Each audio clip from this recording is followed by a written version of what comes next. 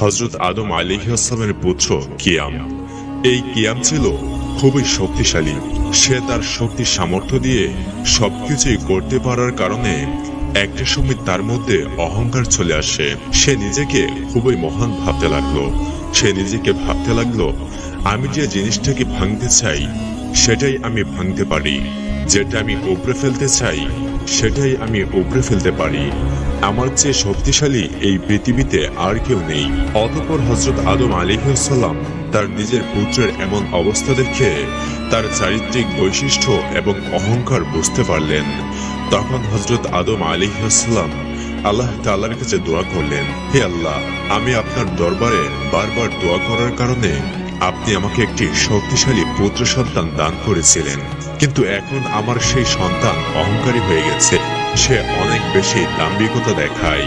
হে রাব্বুল আলামিন, আপনি এমন কিছু করে দেখান যাতে করে কিয়াম বুঝতে পারে যে যদি সে আল্লাহকে স্বীকার না করে তাহলে তার সব চিন্তা ভাবনাই বিফল। আল্লাহ তাআলা হযরত আদম আলাইহিস সালামের দোয়া কবুল করলেন। অতঃপর আল্লাহ তাআলা একটি মাছি সৃষ্টি করলেন। তখন ছোট একটা মাছি তার শরীরের উপর বসে থাকত এবং তাকে বিরক্ত করত, আর কিয়াম সেই মাছিটাকে মারার চেষ্টা করত।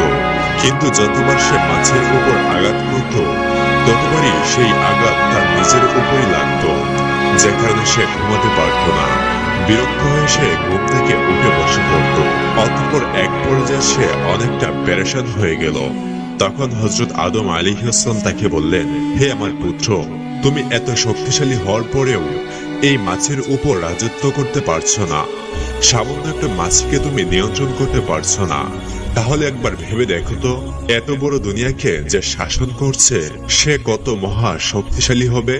পিতার এই কথার মর্ম বুঝতে পেরে তখনই সে তার অহংকার দাম্ভিকতা থেকে নিজেকে মুক্ত করে আল্লাহর কাছে তওবা করল। Please like and share this video.